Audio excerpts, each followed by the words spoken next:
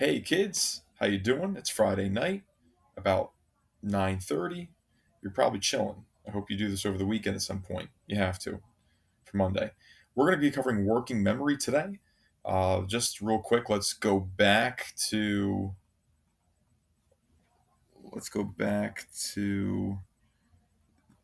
what that is. Got to scroll up to my information processing model.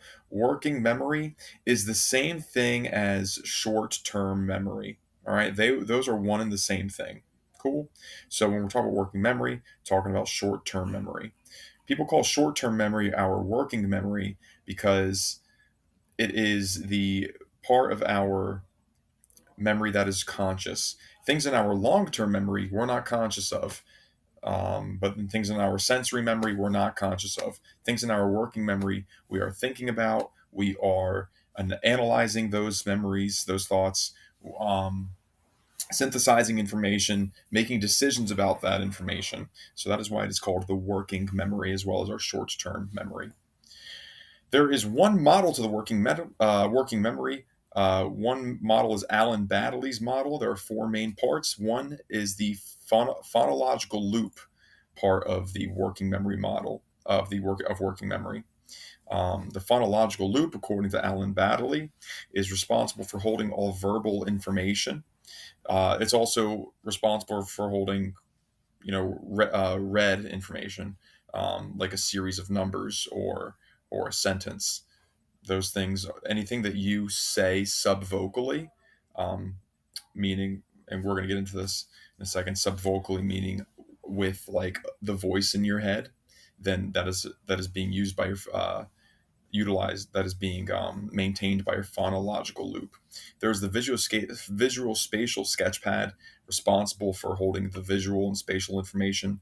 A central executive, which is responsible for coordinating all the mind's activities as it relates to the information processing model and the working memory. Um, and then there is the episodic buffer, which is, according to Alan Baddeley, the thing that allows us to uh, remember memories as a series of events that are connected rather than separate instances which are unrelated. In this Edpuzzle, we're only going to go over the phonological loop and the visual spatial sketchpad, and then we're going to end up going into something else after that. So the phonological loop is closely related to the short-term memory span, or just our or just our memory span, which is the number of verbalized items that you can hold in your short-term memory. Earlier, you heard me say that if anything is said subvocally, then our phonological loop is um, the thing that is maintaining that information. So, for example, you have seven numbers at the bottom of the screen: 5290881. For a moment, try to look away from the screen and wait 10 seconds and see if you could memorize those seven numbers, right? So if you are like most people, what you did to memorize those numbers is you kept on repeating them in your head: 5290881 over and over again in order to keep that in your memory, right? That would be an example of how you subvocally repeated those words. There is the visuospatial sketchpad, holds visual information. There's some differences between this and the phonological loop. One is the amount of times that you can regenerate the item. So when you're using a phonological loop, every time you repeated the number five, in that last example, you regenerated that information in your mind: five, five, five, five. And every time you say the word five to yourself, you rethink it in a sense. When you're looking at an image, though, it generates for that one time that you're looking at it, right? It doesn't regenerate, unless you, of course, look away and then look back at the image, and then look away, look back at the image, then it will regenerate. But so the amount of times that item will regenerate in your mind will change, and the more times that an item regenerates, in your mind, the stronger it will stick to your short-term memory. Which is why it's a lot easier to remember things from our phonological loop than it is from our visual spatial sketchpad. Also, there are far more things to memorize in a visual spatial in a visual image, right? Um, Take a look at this image. One, there's the heading Jane's of the restaurant. Next to Jane's restaurant is Crawford Town Produce. Uh, this is on the corner of Bates Avenue and Myrtle Street. The license plate number of the taxi is F472. Uh, the produce store next door sells apples and grapes and hours. And not only is there all of this regular details about the picture and this whatever story is happening here, but also um, if you remember back to our unit uh, on perception, one thing we went over is feature detectors and how there are separate um, specialized neurons for every single feature that we see: angled lines, horizontal lines, curves, faces, right? And so, yeah. And all those have to all be utilized as well when looking at an image. And so, memorizing images is much harder than memorizing things that we keep in our phonological loop. All right, moving on from Alan Bradley's model. Okay, we're kind of done with that now. There's this. So we have our working memory span. There, a moment ago, I talked about our short-term memory span. Our short-term memory span and our working memory span are similar. The difference is that whereas the short-term memory span is the amount of items that we can hold in our brain from just repeating a series of numbers, for example, or a series of words, the working memory span is how many items we can fit in our short-term memory while we are doing work. Um, there's one example here on the slide, such as it says here: remember the answers to the following math problems: 8, 10, 5, 9, 8, 10, 5, 9, 8, 10, 5, 9, right? And you would memorize that. Way to Another example of a working memory span would be if you are given a series of sentences and you were asked to memorize the last word of every sentence.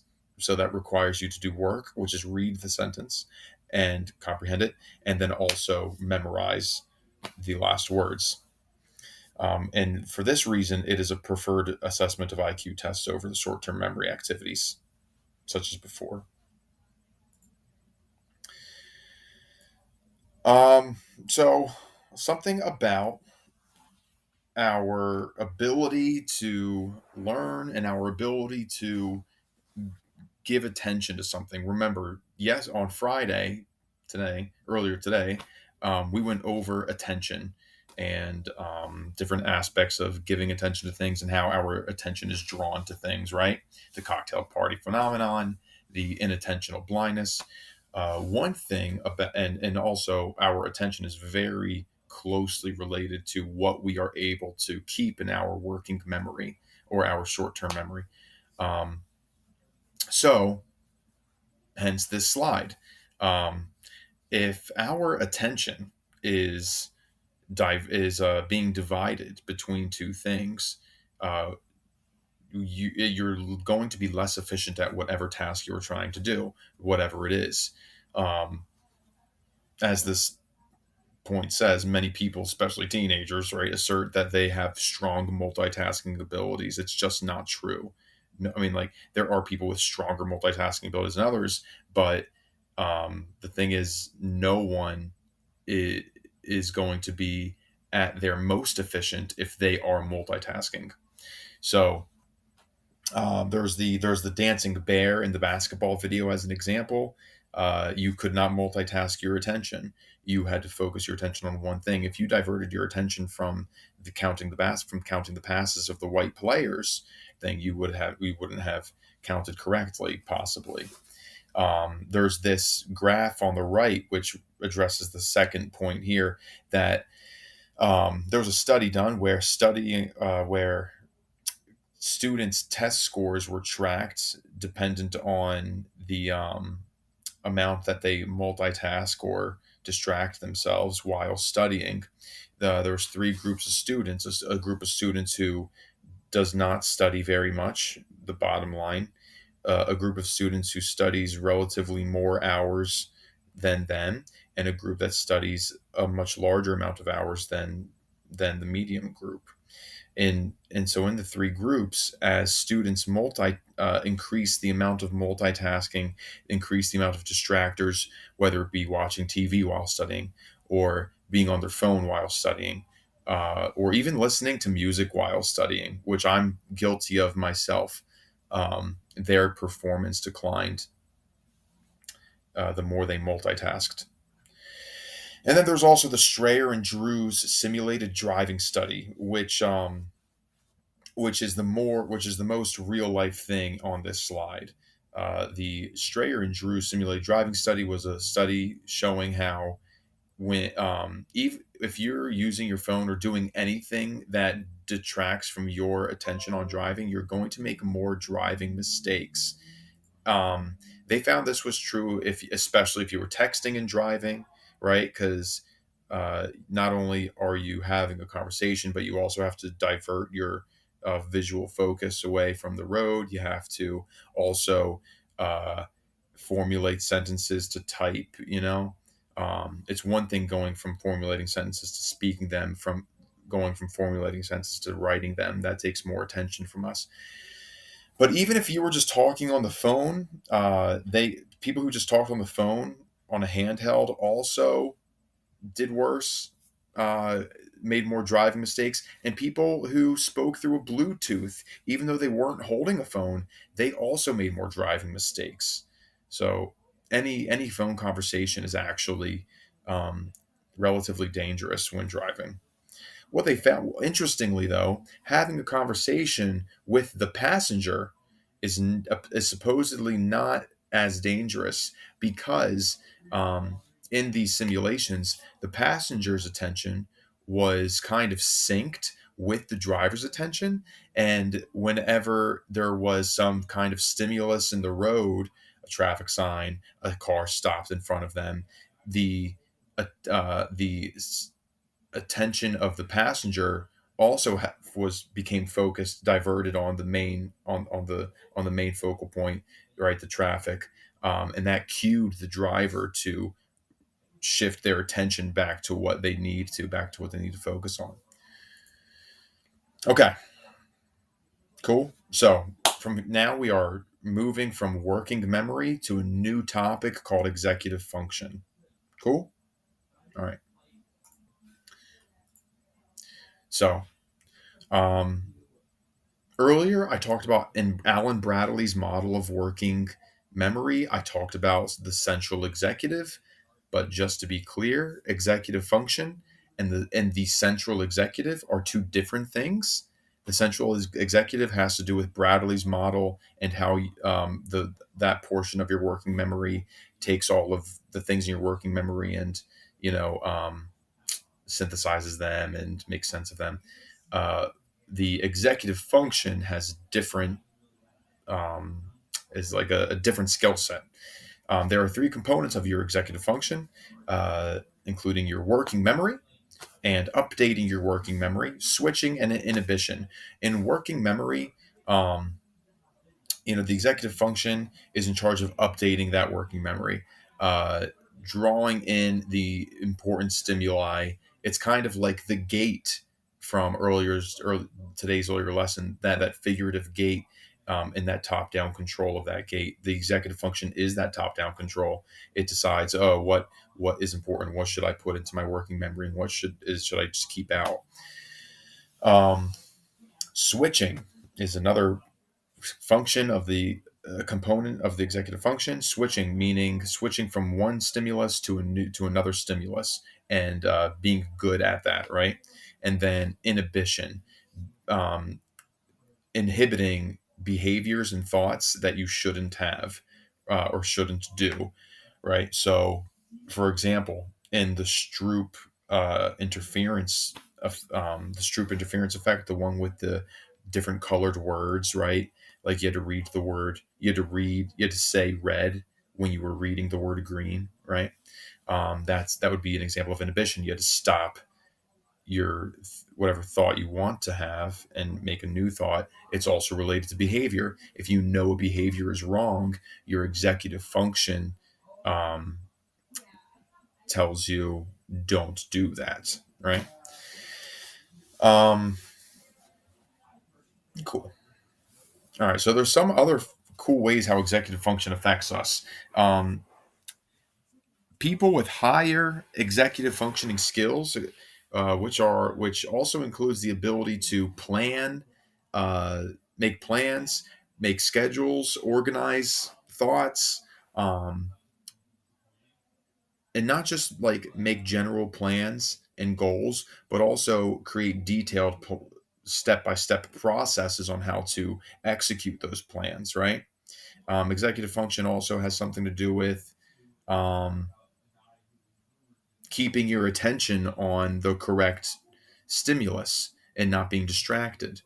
Um, so, anyway, one thing that's found is that people with higher executive functioning skills end up statistically being more faithful in relationships. That's what this socio-emotional factors thing is talking about.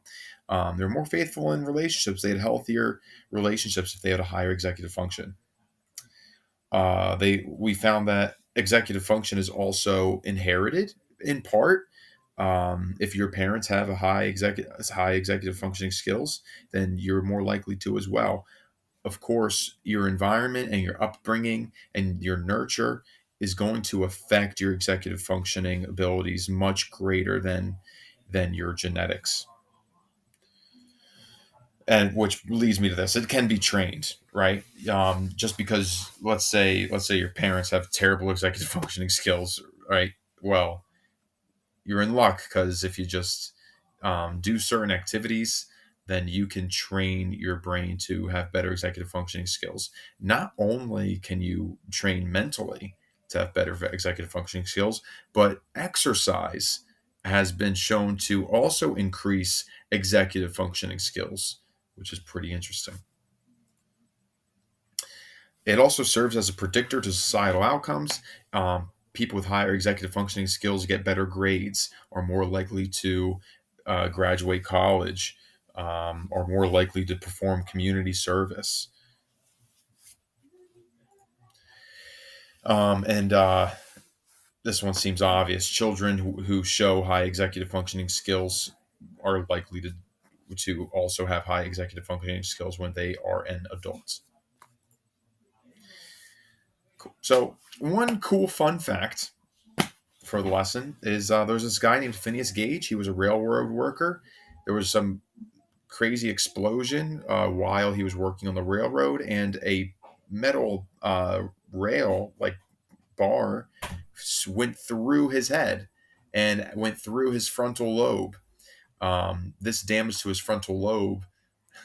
This damage to his frontal lobe um, lowered his executive functioning abilities. He was his entire personality changed. He was supposedly a more happy-go-lucky guy, very nice and personable, and then changed to a very mean and terrible person. And he acted a lot on his impulses because his executive functioning wasn't there to tell him to not do certain behaviors or not say certain things. Cool. All right, guys. Thanks very much. Um, I'll see you Monday. Bye bye.